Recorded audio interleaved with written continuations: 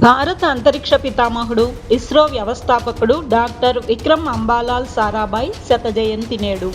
గగనతలంపై భారత్ విజయాలు సాధిస్తుందంటే అందుకు మూలకారకులలో విక్రమ్ సారాభాయ్ ఒకరు. మరో సైంటిస్ట్ హోమీ బాబా సాయంతో తొలి ర్యాకెట్ లాంచింగ్ స్టేషన్ను కేరళలోని తిరువనంతపురంలో నెలకొల్పారు.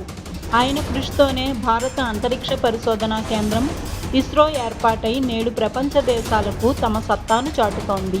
1919 ఆగస్టు 12వ తేదీన గుజరాత్లోని అహ్మదాబాద్లో విక్రమ్ సారాభాయ్ జన్మించారు. కేంబ్రిడ్జ్ విశ్వవిద్యాలయం నుంచి డాక్టరేట్ పొందిన తర్వాత దేశానికి ఏదైనా మేలు చేయాలని భావించారు. ఈ క్రమంలోనే వారి కుటుంబ ట్రస్ట్ సాయంతో కేవలం 28 ఏళ్ల వయసులో 1947 నవంబర్ 11న అహ్మదాబాద్లో ఫిజికల్ రీసెర్చ్ ల్యాబొరేటరీ PRLను ఏర్పాటు చేశారు. అహ్మదాబాద్ IIM ఏర్పాటు కూడా సారాభాయ్ పట్టుదలకు నిదర్శనం. భారత అణు విజ్ఞాన పితామహుడిగా పేరుగాంచిన డాక్టర్ హోమీ జహంగీర్ బాబా తోడ్పాటుతో విక్రమ్ సారాభాయ్ భారతదేశంలో మొట్టమొదటి ర్యాకెట్ ప్రయోగ కేంద్రాన్ని కేరళలోని తిరువనంతపురంలో ఏర్పాటు చేశారు. నవంబర్ 21, 1963న ఓ ప్రయోగాన్ని విజయవంతంగా నిర్వహించారు.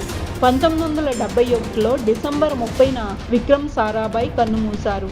భారత్ స్వయంగా ఉపగ్రహాలను అంతరిక్షంలోకి పంపించాలన్న ఆయన ఆలోచనలు 1975లో నెరవేరాయి. దేశ తొలి ఉపగ్రహం ఆర్యభట్టను రష్యా సాయంతో భారత్ ప్రయోగించింది. విక్రమ్ సారాభాయ్ ప్రయత్నాల వల్లనే PSLV polar satellite launch vehicle సాకారమైంది. భారతదేశపు ప్రముఖ రాకెట్ సైంటిస్ట్ అయిన మాజీ రాష్ట్రపతి డాక్టర్ అబ్దుల్ కలాంకి విక్రమ్ సారాభాయ్ మార్గనిర్దేశకులు కూడా.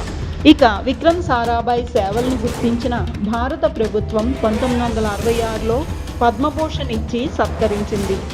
ఆయన మరణానంతరం 1972లో పద్మవిభూషణ్ ప్రకటించి సారాభాయ్ సేవలను స్మరించుకుంది.